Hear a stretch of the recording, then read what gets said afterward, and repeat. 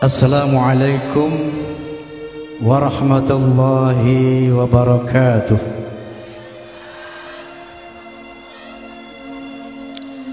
Bismillahirrahmanirrahim. Alhamdulillahilladzi arsala rasulahu bil huda wa dinil haqq liyuzhirahu 'ala ad-din kullih wa kafa billahi shahida. Asyhadu an la ilaha illallah wahdahu la syarika lah wa asyhadu anna sayyidana wa nabiyyana Muhammadan 'abduhu wa rasuluh la nabiyya ba'dah. Allahumma fasalli wa sallim wa barik ala sayyidina Muhammad wa ala alihi wa sahbihi wa mawalah, amma ba'd. Yang sama-sama kita hormati, kita cintai dan kita banggakan sahibul bait, sahibul hajah, Bapak Kiai Haji Muhammad Nasir, juga ayahanda mertua beliau Bapak Profesor. Ini yang gak hafal saya Pak tadi Pak, baru ketemu pagi ini. Al-Mukarramun, para habaib, para alim ulama, para kiai yang saya muliakan, hadirin bapak-bapak pejabat sipil TNI Polri yang saya hormati, hadirin hadirat rahimakumullah. Sekian lama engkau menunggu untuk kedatanganku. Ge ngomong ge. Bukankah aku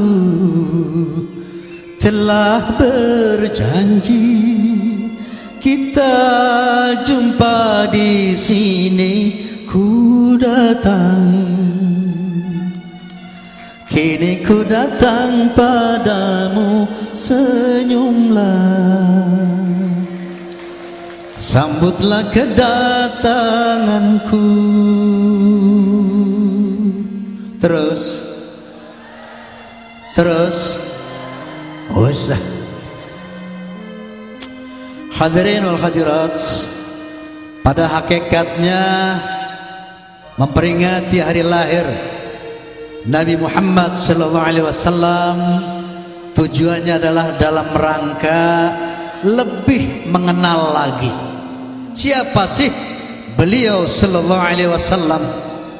Karena ada pepatah lama mengatakan, tak kenal maka tak sayang, tak sayang maka tak cinta, tak cinta maka tak taat.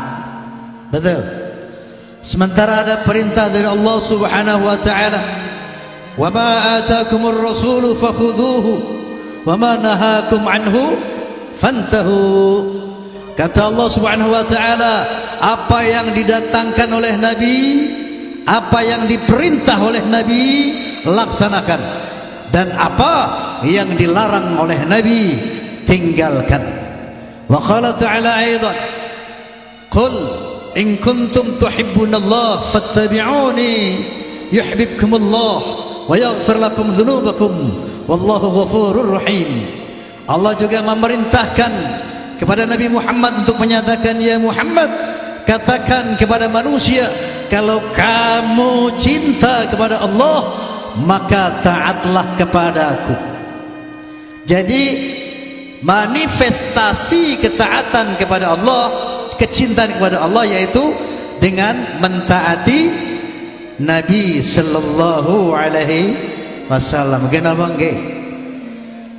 Mana mungkin bisa taat kalau enggak cinta? Mana mungkin cinta kalau enggak sayang? Mana mungkin sayang kalau enggak kenal?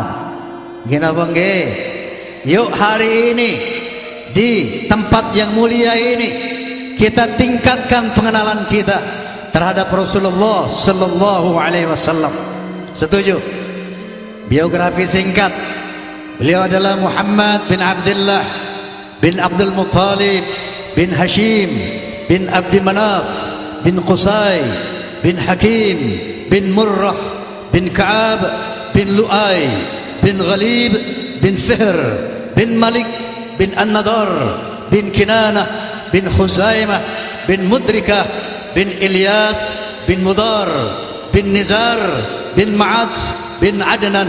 Selanjutnya beliau adalah keturunan Nabi Ismail alaihissalam bin Nabi Ibrahim alaihis. Terlahir hari Senin, tanggalnya tanggal biro rolas bulane Rabiul Awal tahunnya. Hah? Bukan tahun macan. Tahun gajah.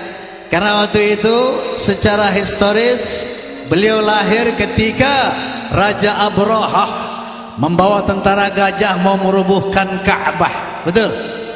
Nah, ini riwayat ini diabadikan oleh Allah Subhanahu wa taala dalam satu surah Al-Fil. Bagaimana surat Al-Fil? Alam tara kaifa fa'ala rabbuka bi ashabil fil alam yaj'al kaidahum fi tadlil wa arsala 'alaihim tayran ababil tarmihim bihijaratin min sijil faj'alahum ka'asfim ma'kul. Begitulah Allah menghancurkan tentara gajah di bawah pimpinan Raja Abraha dengan batu-batu api, ya. Dan ketika saat itulah Nabi kita Muhammad sallallahu alaihi wasallam dilahirkan ke dunia ini sebagai rahmatan lil alamin. Nah, selanjutnya beliau sallallahu alaihi wasallam diklaim sebagai nabi yang terbesar, termulia di antara 124.000 nabi yang pernah diutus oleh Allah Subhanahu wa taala ke bumi ini. Sementara di antara 124.000 nabi itu terdapat 313 rasul. Beliaulah Nabi Muhammad sallallahu alaihi wasallam, nabi yang terbesar, yang termulia. Kenapa? Salah satu alasannya pertama, karena teritorial dakwah beliau tidak sama dengan teritorial dakwah para nabi pendahulunya. Wilayah dakwah beliau tidak sama dengan wilayah dakwah para nabi sebelumnya. Kalau nabi-nabi sebelumnya yang 124.000 orang itu diutus oleh Allah Subhanahu wa taala khusus untuk bangsanya masing-masing, khusus untuk negerinya masing-masing, enggak boleh keluar wilayahnya. Contoh Nabi Lut alaihi salam, beliau hanya diutus oleh Allah Subhanahu wa taala untuk bangsanya saja, yaitu bangsa Sadum. Nabi Hud alaihi salam, beliau juga hanya diutus oleh Allah Subhanahu wa taala untuk bangsanya, yaitu bangsa Ad. Nabi Saleh alaihi salam, beliau juga hanya diutus oleh Allah Subhanahu wa taala untuk bangsanya saja, yaitu bangsa Thamud. Begitu juga Nabi Isa alaihi salam yang dikenal di dunia internasional dengan nama Yesus Kristus. Beliau juga hanya diutus untuk bangsa Israel saja. Hal ini lebih ditegaskan dalam Injil Matius pasal 10 ayat 5 dan 6. Di sana berbunyi, ke-12 murid itu diutus oleh Yesus. Kemudian ia berpesan kepada mereka, jangan kalian menyimpang ke jalan bangsa-bangsa lain atau memasuki kota orang Samaria, melainkan pergilah kepada domba-domba Israel yang hilang. Artinya apa? Bukan domba beneran. Maksudnya Yesus Kristus, Nabi Isa alaihi salam hanya ditugaskan oleh Allah berdakwah kepada bangsa Israel saja. Faham? Faham? Lain dengan Nabi Muhammad sallallahu alaihi wasallam.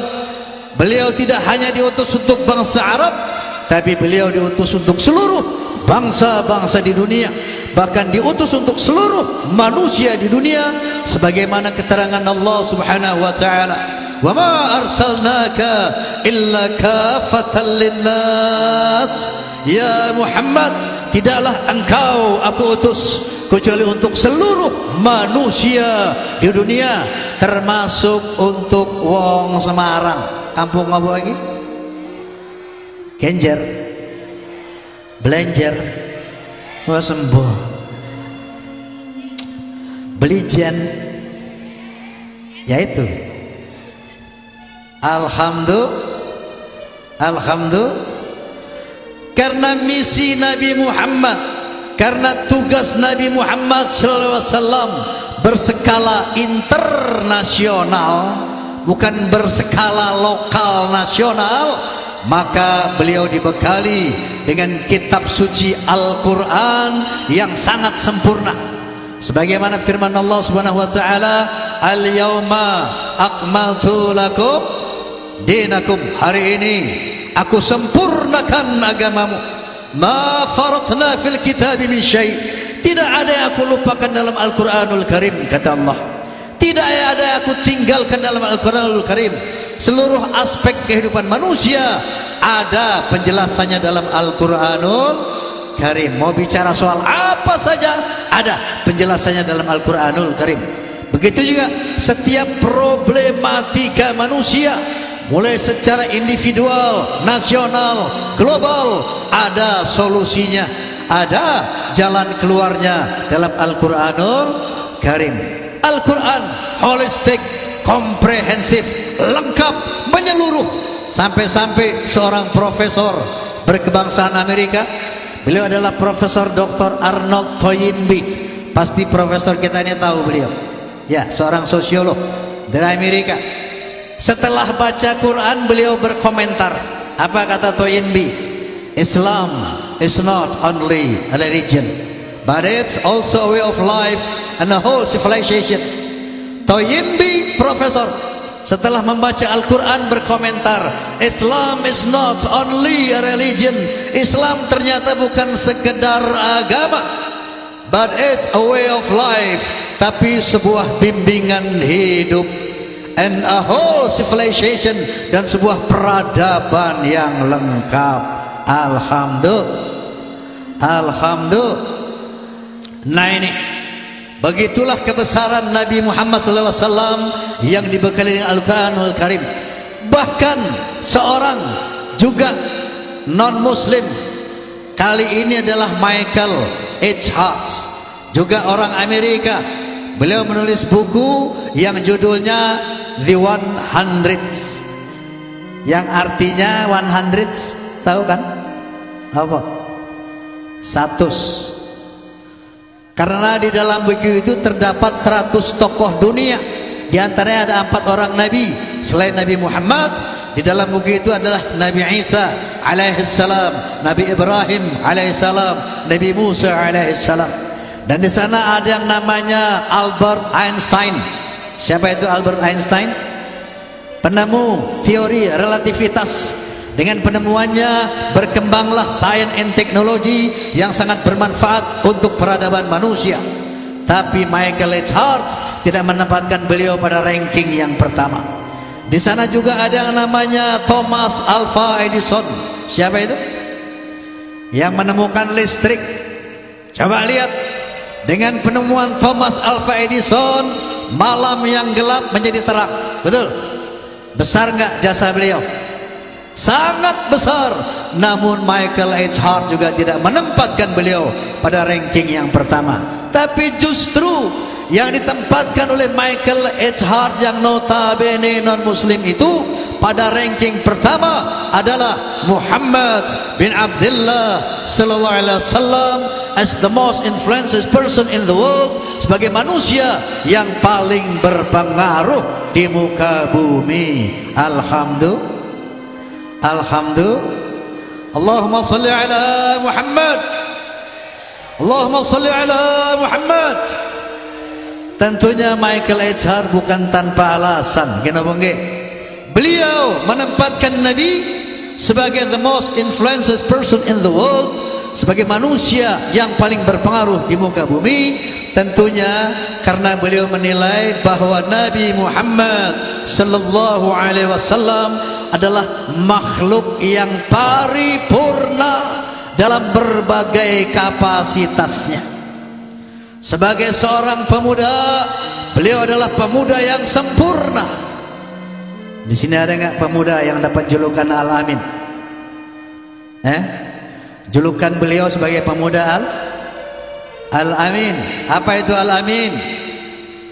Yang bisa dipercaya, yang memiliki kredibilitas, integritas, pemuda yang mukmin, muttaqin, jujur, lurus, pikirannya, matanya, lidahnya, telinganya, anggota tubuhnya tidak pernah berkhianat kepada Allah Subhanahu wa taala, tidak pernah berbuat dosa apapun, dan gak pernah bikin resek di kalangan masyarakat. Biasanya nih pemuda kalau diajak sholat rada susah. Di sini begitu nggak, Mas? Di sini pemuda sini kalau diajak sholat susah apa gampang? Susah. Saya sering ngajak pemuda tapi bukan di sini. Di sini kampung apa tadi? Apa tuh? Jen. Saya pernah ngajak pemuda di sebelah kampung Mijen, di sana itu. Mijon. Hei pemuda, yuk sholat yuk. Dibilang apa? Bang Haji, sholat mah itu kan buat orang-orang tua. Nanti kalau umur udah nggocat baru sholat. Sekarang umur saya baru 17 Bang Haji, teman saya 20. Itu sih bukan, nanti gampang lah kalau udah mau dikubur baru kita ibarat pepatah lama Bang Haji, kelapa muda kupas-kupasin, mumpung muda puas-puasin. Orang Mijon bilang ini, anak muda itu.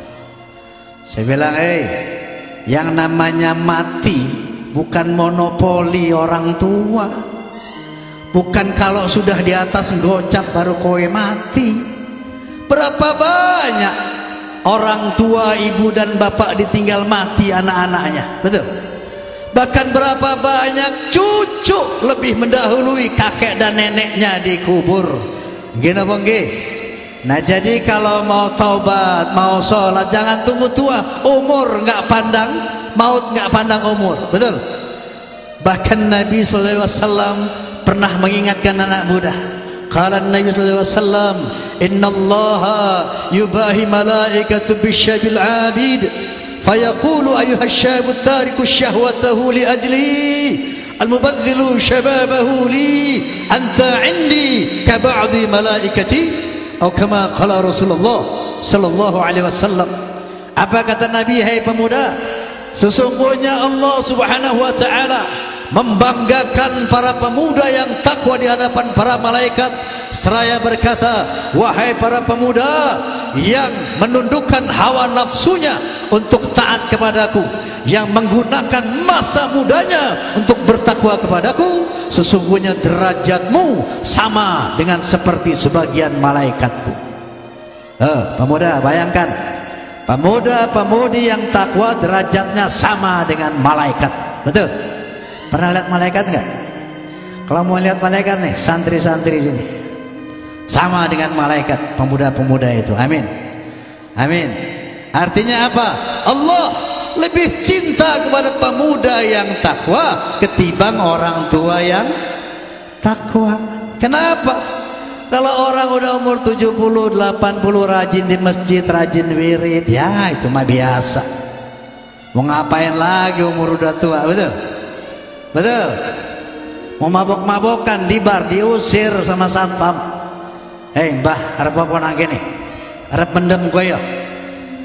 Gak mendem wae sempoyo ngajalan mulih kono. Diusir satpam. Betul.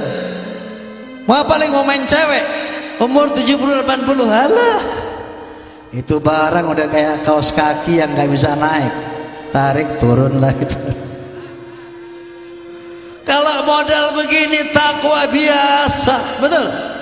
Tapi kalau ada anak muda, tenaganya masih kuat, syahwatnya masih besar, tapi dia bisa menahan syahwatnya, bisa menggunakan tenaganya untuk ibadah kepada Allah Subhanahu wa ta'ala. Ini dia orang yang paling dicintai oleh Allah Subhanahu.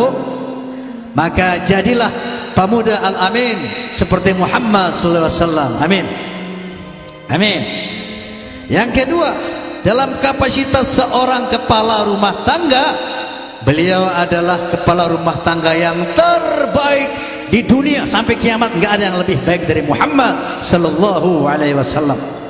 Bayangkan istri beliau, istrinya berapa? Berapa? Ini kalau bicara poligami ini sini, awas. Hey, poligami itu mesti disosialisasikan. Kenapa nggih? Kenapa nggih? Kenapa? Karena tidak pernah disosialisasikan masalah poligami. Enggak pernah bahkan ditabukan, ya. Setiap tablik orang enggak boleh ngomong poligami, ya. Karena makanya orang luar, bahkan orang Islam sendiri ada yang buruk sangka terhadap konsep poligami. Mereka mengira, oh lihat tuh poligami dalam Islam melecehkan kaum wanita. Oh lihat tuh poligami dalam Islam tidak wanitai, bukan gak manusiawi, tidak perempuani, tidak apa menjaga perasaan perempuan. Apa yang ngono? Kenapa? Karena masalah poligami ini tidak pernah dibahas, nggak pernah dikaji, apalagi perempuan ini nggak pernah khatam Qurannya ini. Begitu baca surat An-Nisa ayat 2 dilompatin itu, langsung ayat 7 karena di sana ada ayat poligami, ya makanya nggak pernah khatam ini. Khatam Quran nggak? An-Nisa apa? Coba baca ayat 2. Oke. Geng. Apa tapi apa membangkang apa tok ya. Nah jadi ini perlu kita bahas. Bahkan ada orang suudzon, orang Islam suudzon sama Nabi. Oh Nabi istrinya banyak, buruk sangka. Nah makanya mesti dibahas. Perlu diketahui itu kenapa dulu ada Nabi menikahi berapa istri Nabi? Berapa? Ada yang bilang 7, 9. Kita hitung aja yuk. Yang pertama siapa? Siti Khadijah binti Khuwailid. Dengan Siti Khadijah Nabi enggak poligami, monogami, satu istrinya. Bahkan setelah Siti Khadijah meninggal dunia, Rasulullah sallallahu alaihi wasallam menduda 3 tahun lamanya. Bayangkan. Artinya Nabi bukan tipikal poligami dalam konteks sex oriented, ya. Beliau kemudian baru setelah 3 tahun menduda diperintahkan oleh Allah Subhanahu wa taala untuk melaksanakan pernikahan silang. Ngerti nggak pernikahan silang? Artinya anak-anak beliau diperintahkan dinikahkan dengan para sahabat, dan beliau diperintahkan untuk menikahi anak-anak sahabat. Untuk apa? Saat itu umat Islam bukan sebanyak sekarang miliaran, ya. Umat Islam saat itu masih bisa dihitung dengan jari segelintir. Sementara serangan kafir Quraisy makin hari makin dahsyat, intimidasi kafir Quraisy makin hari makin dahsyat, maka dibutuhkan ukhuwah Islamiyah yang ketat, dibutuhkan persatuan dan kesatuan yang solid. Makanya diperintah oleh Allah Subhanahu wa taala agar Nabi menikahkan putri-putrinya dengan sahabat, dan putri-putri sahabat agar dinikahi oleh Nabi. Faham? Faham? Oleh karena itu putri beliau yang pertama namanya siapa? Siti Ruqayyah, dinikahkan kepada siapa? Utsman bin Affan. Siti Ruqayyah meninggal dunia. Yang kedua Ummu Kalthum, dinikahkan lagi dengan siapa namanya? Utsman bin Affan. Kemudian Fatimah Az-Zahra dinikahkan dengan Sayyidina Ali bin Abi Thalib. Nah begitu juga beliau diperintah oleh Allah. Lanjutnya yang kedua, menikah dengan Saudah binti Zam'ah. Yang ketiga, diperintah menikahi Aisyah binti Abu Bakar. Yang keempat, menikah dengan Hafsah binti Umar. Yang kelima, dengan Ummu Salamah binti Ummu Habibah binti Abu Salamah. Kemudian yang keenam, Ummu Habibah binti Abu Sufyan. Yang ketujuh dengan Zainab binti Yahshi. Masih ada? Masih ada? Iya. Yang kedelapan dengan Sofia binti Huyai. Yang kesembilan dengan Juwairilah binti Al-Harith. Masih ada? Masih ada?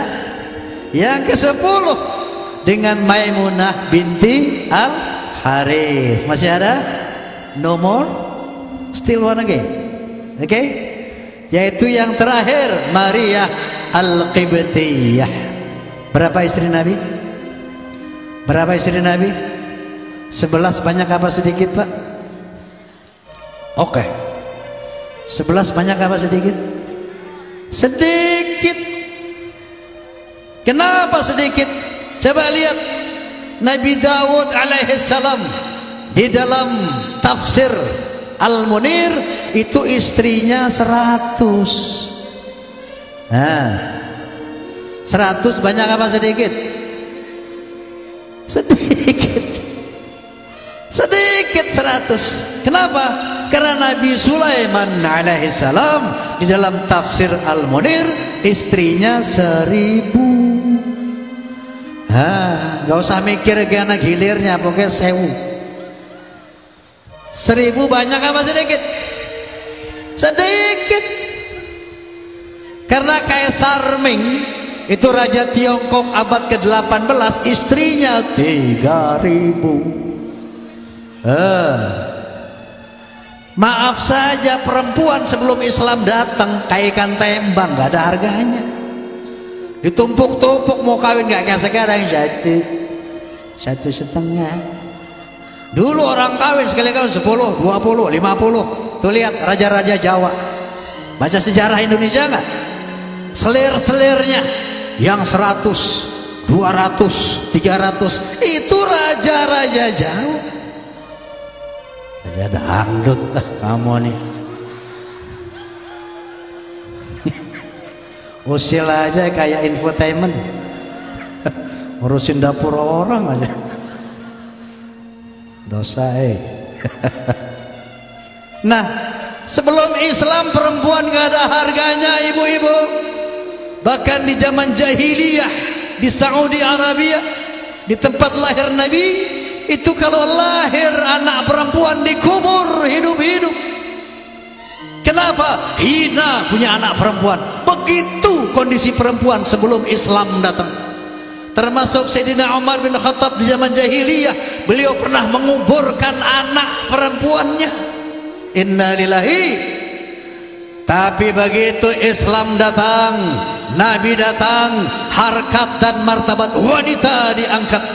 Dalam konteks perkawinan Allah Subhanahu wa taala bilang, "Fankihu ma taba lakum minan nisa mathna wa thulatha wa ruba'."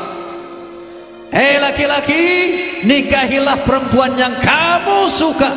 Boleh 2, boleh 3, paling banyak 4. Enggak boleh lagi puluhan, enggak boleh lagi ratusan, apalagi ribu.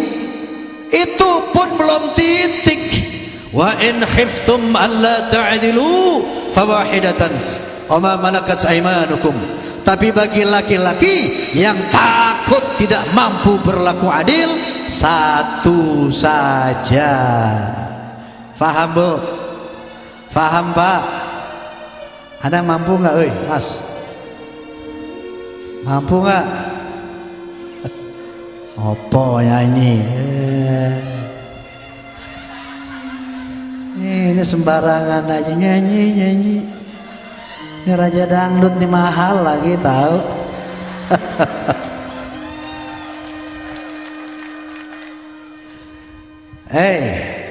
Gue ceramah dulu ah. Jadi Islam itu dengan konsep poligami bukan melecehkan perempuan, tapi mengangkat harkat dan martabat perempuan. Yang pertama, kalau nggak ada Islam, suamimu nggak punya batas kawin sama perempuan. Kedua, kalau nggak ada Islam, kalau yang adil, yang nggak adil boleh kawin 4. Tapi dalam Islam yang tidak adil tidak boleh poligami, tidak boleh. Wa in khiftum alla ta'dilu fawahidatan, yang tidak mampu berlaku adil satu saja. Lalu apa itu adil?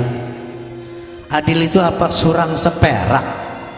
Apa surang semalam? Apa surang setetes? Bukan itu. Di samping proporsional, adil adalah dzalika adna alla ta'ulu. Adil itu lebih dekat kepada tidak menganiaya perasaan perempuan. Faham bu? Suami ibu boleh kawin lagi asal ibu tidak teraniaya. Faham? Suami ibu boleh kawin lagi asal ibu tidak merana, tidak tersiksa. Faham? Faham? Kalau dia mau kawin lagi tapi ibu kelenger-kelenger segala, enggak boleh. Itu tidak adil namanya. Faham mas? Faham orang?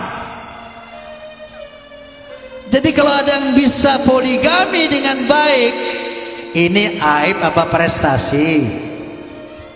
Aib apa prestasi? Prestasi.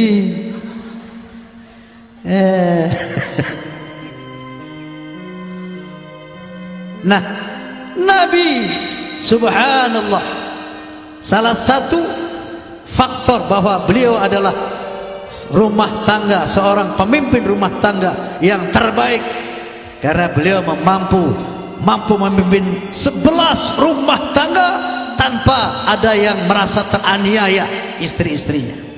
Saya mau tanya, di sini ada jenderal nggak? Jenderal yang ahli perang ada nggak di sini?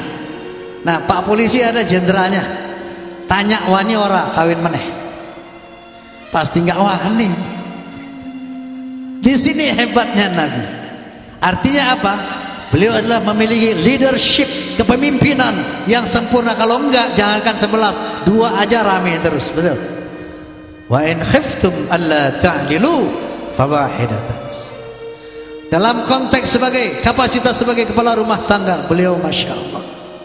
Dan dalam kapasitas sebagai seorang nabi, nggak ada nabi yang sebaik Nabi Muhammad SAW. Contohnya, ketika beliau berdakwah di Taif, beliau dilempari batu oleh rakyat Taif. Berdarah kakinya, berdarah tangannya, berdarah wajahnya. Jibril bilang alaihissalam sama Nabi, ya Muhammad, angkat tanganmu kepada Allah, mohon kepada Allah sebagaimana nabi-nabi pendahulumu, sebagaimana Nabi Musa minta kepada Allah agar Fir'aun dan rakyatnya ditenggelamkan, sebagaimana Nabi Nuh mohon kepada Allah agar rakyatnya yang durhaka ditenggelamkan, sebagaimana Nabi Lut mohon kepada Allah agar rakyatnya yang durhaka dihujani batu. Lalu sekarang silakan angkat tangan kepada Allah, biar umatmu orang Taif yang durhaka ini aku himpit dengan 2 bukit ini. Apa yang kata Nabi? Jangan ya Jibril, mereka melakukan itu karena mereka tidak tahu, mereka tidak mengerti. Bahkan Nabi mendoakan umatnya, Allahumma hdi qaumi fa innahum la ya'lamun. Ya Allah, berikanlah petunjuk umatku, ampuni dia mereka melempari aku dengan batu karena mereka tidak tahu, karena mereka tidak mengerti.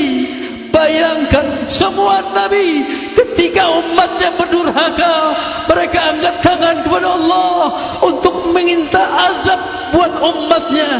Tapi Nabi Muhammad sallallahu alaihi wasallam ketika umatnya durhaka melempari dia dengan batu, itu Nabi mohon ampunan kepada Allah, bukan minta azab buat rakyatnya, bukan minta hukuman buat umatnya, tapi mohon ampunan, mohon bimbingan dari Allah. Mereka tidak mengerti ya Allah, maka mereka melempari aku dengan batu. Begini salah satu akhlak Nabi sebagai Nabi. Enggak ada Nabi yang memiliki akhlak semulia Nabi Muhammad sallallahu alaihi wasallam. Oleh karena Allah Subhanahu wa taala memuji beliau dalam Al-Qur'anul Karim, diabadikan pujian Allah Subhanahu wa taala untuk Nabi Muhammad sallallahu alaihi wasallam, wa innaka la'ala khuluqin azim. Sungguh engkau ya Muhammad memiliki akhlak yang begitu mulia. Sungguh engkau ya Muhammad memiliki akhlak yang begitu indah. Sang pencipta memuji ciptaannya luar biasa. Allahumma salli ala Muhammad, Allahumma salli ala Muhammad. Nah inilah ada yang ditegaskan oleh Nabi yang harus kita mampu melaksanakan. Untuk itulah kita mengadakan Maulidur Rasul setiap tahun. Apa kata Nabi? Qala Nabi sallallahu alaihi wasallam, "Innama bu'ithtu liutammima makarimal akhlaq." Sesungguhnya aku dibangkitkan untuk memperbaiki akhlak. Aku dibangkitkan untuk menyempurnakan akhlak yang mulia. Keteladanan Nabi Muhammad sallallahu alaihi wasallam di bidang inilah. Laqad kana lakum fi Rasulillah uswatun hasanah.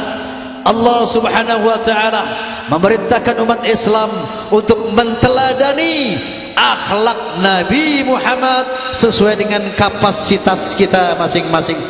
Sebagai pemuda, tirulah akhlak Nabi. Sebagai suami, tirulah akhlak Nabi. Sebagai istri, tirulah istri akhlak istri Nabi. Sebagai pemimpin, pejabat, ulama, tirulah akhlak Nabi.